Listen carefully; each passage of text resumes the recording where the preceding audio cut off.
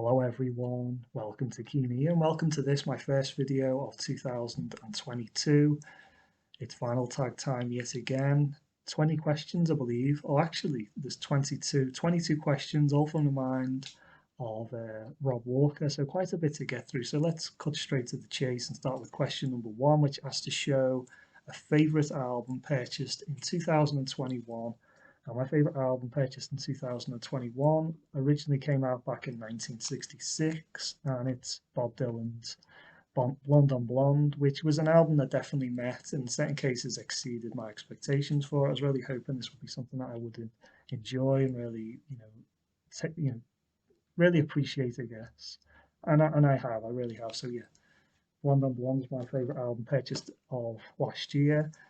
Next question is an album by the first person, or in my case, band that you saw live. Now, there is a rumor going around, I don't know who started it, that the first, uh, you know, gig that I ever went to, the first concert I ever went to was the Cheeky Girls one.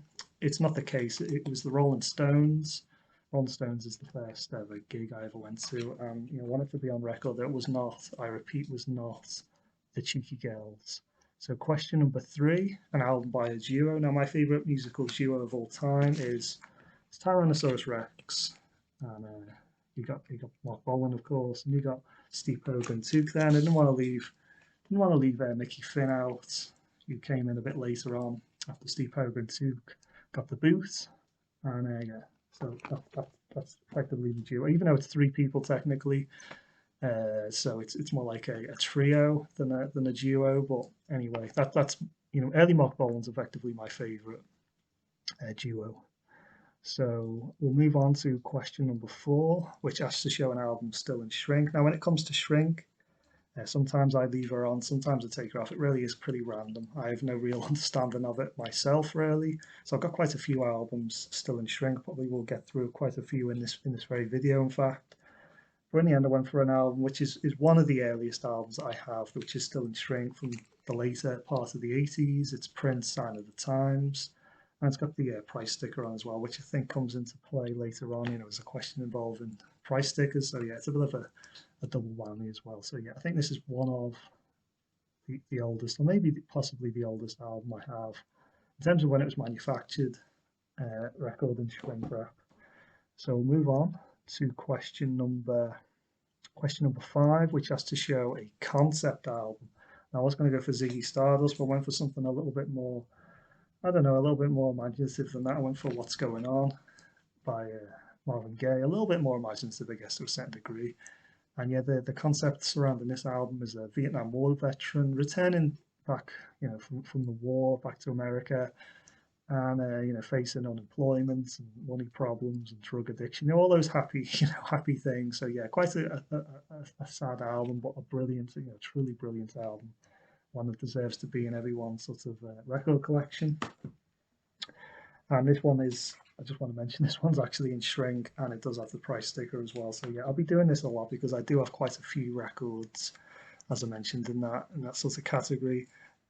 So we'll move on to the next question, which is an album you've not played yet. Now, this should be an easy one for me because I don't have any. I have no albums whatsoever. It doesn't matter if it's on vinyl, it's on CD or whatever, cassette. I've played all the physical media I have in terms of music anyway. And yeah, I haven't got. I'm not really one of those collectors who buys tons and tons of stuff and never gets around to playing any of it. It's just not the way I do things. Not that I've got anything against people who do that. You can do what the hell you want. So it's nothing to do with me, but it's just not the way I operate. I think the longest I've probably gone with owning a record or an album without listening to it was probably a week, maybe a week and a half, possibly 2 weeks, maybe. But it's definitely nothing like 6 months or anything like that.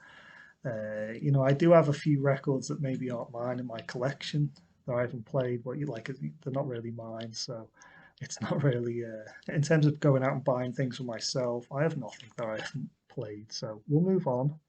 We'll move on to the next question, which is question number seven, which is an artist you discovered in 2021. It's not an artist that kind of broke out or whatever. And last year he's been around for donkey's years. It's Bob Dylan. I've shown an album by him already, and yeah, this is this is my artist that I've discovered to myself. I kind of put Dylan very much on the back burner for many years. You know, I just sort of didn't really explore his music for whatever reason. It just didn't really, you know, I was more interested in other things at the time, and then eventually I just got round to listening to Bob Dylan, you know, last year and kind of late last year as well. So it's a very recent sort of fixation I've had on Dylan. So we'll move on to question 8, which asks to show a live album. Not a big live album collector, in all honesty, but I picked this up this year. Wanted it for a little bit of time now. Probably one of my most wanted live albums, and it's Concert for Bangladesh. Very good one. You know, you got George Harrison on here, of course. You've got Ringo Starr. Eric Clapton makes an appearance. Bob Dylan, who we've been talking about quite a bit already, he makes an appearance. So yeah, pretty good live album as live albums go. Question number 9, an album from a different continent. Now, this one's a bit of a cheat to a certain degree. Now, from the UK, and the album shown is AC/DC. And AC/DC, as far as I'm not a historian or anything like that, or anything like that, an expert when it comes to AC/DC, far from it. Well, I am aware they're a band that were created in Australia. You know, I believe they were formed in Sydney. Yes, they were formed by 2 Scottish guys. But nevertheless, it was in Australia where they were formed. So technically, I guess they are an Australian band. Well, anyway, I'll leave that at that. We'll move on to an album with the price sticker still on the jacket, which is question number 10. As I've mentioned, I've got quite a few of these. I've shown at least 2 already. Where's the third one? It's a Kinks. Face to Face, and it's got the reason I'm showing this one's probably the oldest record I have or probably ever will have with the price sticker still on. It's got pre-decimalisation UK price sticker on it, probably for some time in the 60s, I'm guessing. And this is an original copy, so yeah, it's been on there for many a long year. So question number 11, a punk or a new wave album. Not a particularly big punk or new wave collector. I would like to get into more punk stuff, new wave stuff, but as of this point in time, it's not really one of my fixations, I suppose. But I do have this album, Nevermind the Bollocks, which of course is probably the most famous punk album that there probably ever will be. So we'll move on to question number 12, which is a box set. Now, this is not a vinyl. You know, I've just shown a vinyl CD, sorry, but you know, I've kind of got to fill the gaps when I can, with at least something. And this is not a vinyl again. This is a CD release, and if anything, this is a film show, film item rather than a musical item. This is a documentary. George Harrison living in a material world. And I just think this is a very nice box set. I'm not a big box set collector. But out of all the ones I've got, this is probably the nicest, and it kind of doubles as a frame, which is quite nice. You can kind of hang it. I've actually got it in the back. Well, I usually have it in the background, and yeah, it's got the film on Blu-ray, on DVD. It's got a CD as well included, with some nice, some very nice sort of outtakes, I guess. Some very raw studio takes of some popular George Harrison tracks, which actually sounds really, really fantastic. Highly recommend checking that out. Actually sound better, arguably, than some of the versions that appeared on George's actual studio albums. So yeah, this is probably my favourite box set that I have out of the few that I do actually own. It's not vinyl, but it's the best I could do, really. I do have some vinyl box sets actually, but that one I just prefer it over them, really, I suppose. And that is something, if you can get your hands on, I would recommend. It's got a book as well, and all that kind of stuff. So it's a pretty nice selection of stuff. So question number 13, an album with a sporting theme. I've gone for this. It's a soundtrack album, which I could have, there's a soundtrack question coming up, and it's coloured vinyl as well. I believe that's coming up, yellow vinyl. But I went for this. It's a soundtrack album for a film called That Summer, and I believe this is Ray Winstone, Cockney hard man. Ray Winstone on the front there, and yeah, as you can see, he's swimming. So yeah, that's my. It stumped me a little bit, that question first. When I first heard about it, I thought, what the hell am I going to use for that one? I imagine it'll stump quite a few people, in all honesty, because it's not a popular theme, of vinyl, album covers. So question number 14, the next one is a jazz album, and I've gone for Queen. and jazz. So question number 15, a best of album. Not really a collector whatsoever of I don't really collect live albums. I don't really collect punk new wave albums. I don't really collect best of albums. It's like, what do you collect really? Well, I've gone for this. This is probably the best of album I kind of got really. It's from the Drifters, and again, I could have used this for the pool, the sports thing, the sports theme, people playing pool or billiards or whatever it is on the front there. But anyway, yeah, this is a very good. If you're looking for a Drifters compilation, you really can't go wrong with this. I think it's like the finest example. It's a double set, and it's got the early stuff in mono.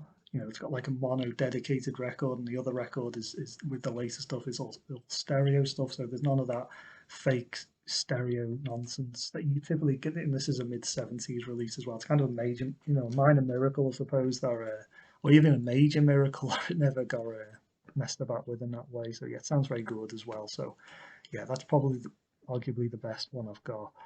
But like I said, I'm not a big collector of comps. So we'll move on once again to question number 16. An album with at least 8 people on the jacket. So I don't know what the relevance is of this one, so I kind of miss the whatever with that. But this is the best I can kind of do really. It's Thick as a Brick by Jethro Tull. You've got kind of a bunch of people there, and you've also got some people there as well. And I did count them, and it was more than 8. So yeah, that's the best I can do with that one.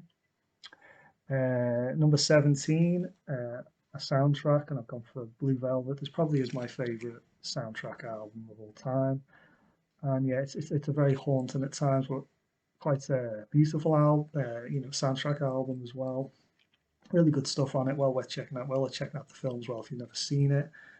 And yeah, it's still in shrink as well. It's got the price sticker on it too. So again, multiple.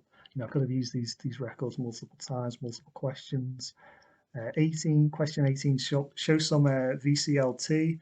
None to show, I'm afraid. So we'll move on to question 19. An album with no writing on the jacket. I'm not sure if this means on the front or the back. I'm sure it just means the front, but this is the best I can do really. Jimi Hendrix, Cry of Love. Nothing on the front. There's stuff on the back, of course, but anyway.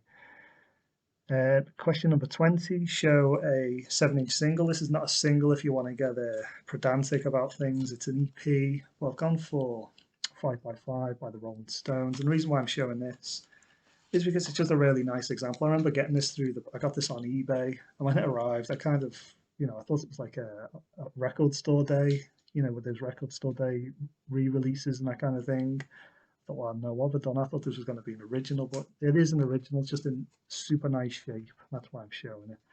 Really lovely condition. And the record's pretty much perfect as well. So yeah, it's kind of astounded really. It's I believe this is an original from 1964. So yeah, how it managed to stay such a lovely condition, I have no idea, all these years. So we'll move on to the next question, which has to show a coloured vinyl album. And I've gone for something by Bowie. I wanted to show at least something by Bowie in this video. And this is in shrink. It's got the price sticker on the back of this time, which is a little bit interesting. Not sure why they've done that. But anyway, I'll show the colour of the vinyl. And it's nice red. Nice red colour. So there we go. I've got quite a few colours vinyl. I'm not really I don't really go out my way to collect them, but if the option is there to get one, I will get it. If there's 2 versions and there's a black and a coloured one, it's the same price. I'll always go for the coloured one. But generally, I definitely wouldn't pay more for one. Unfortunately, I'm not that sort of dedicated to it. So that's kind of where I am really with coloured vinyl. So question number 22, the final one of this video, and it asks to show an album from 1982. Again, I'm not really too sure what the relevance is here. 1982, but I've gone for Tug of War by Paul McCartney. It was either this or Avalon by Roxy Music, and I went for this in the end. And yeah, I think the reason why I went for this, I want to kind of, I guess, shamefully plug a video which I hope to make over the span of 2022, which is finally make that Beatles solo Beatles ranking video. yeah, I'm kind of going to put it out there now. I'm going to try and make it in 2022. I wanted to make it last year, it just didn't really happen. But 2022 is going to be the year of that video. I've wanted to make it now for years, literally years and years. Probably is about 5, 6 years, maybe even longer, maybe even 7 or 8. Something ridiculous like that. But yeah, I'm gonna finally make it this year. I'm gonna pull out all the stops and put it together. So that's something to maybe look forward to. And yeah, I'm kind of wondering where I'm going to put all these ex Beatles, albums, because the collection is kind of is swelling a bit. The space that was once there is no longer there. So anyway, thanks for watching, everyone. Hopefully you enjoyed this ramble through 22 questions. Thanks to Rob Walker for coming up with these questions. Some pretty good ones, obviously, somewhere not necessarily that are applicable to me, but I think I did a fairly good, a sport and go of everything. So anyway, thanks for watching, everyone, and bye bye.